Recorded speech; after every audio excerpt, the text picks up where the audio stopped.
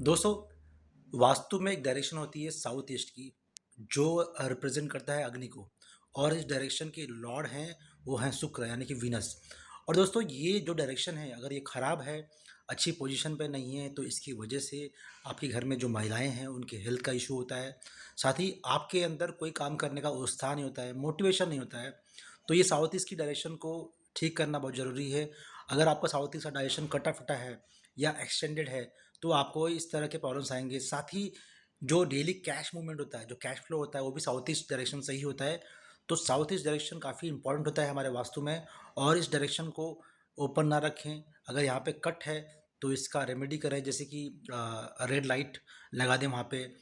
और ये जो डायरेक्शन है, ये काफ़ी इंपॉर्टेंट है आपकी लाइफ में। अगर ये डायरेक्शन सही नहीं होगा, तो आपका कैश फ्लो अच्छा नहीं होगा, आपके घर में महिलाओं की हेल्थ अच्छी नहीं होगी, और साथ ही आपका जो आपका मोटिवेशन काम करने का, वो भी अच्छा नहीं होगा।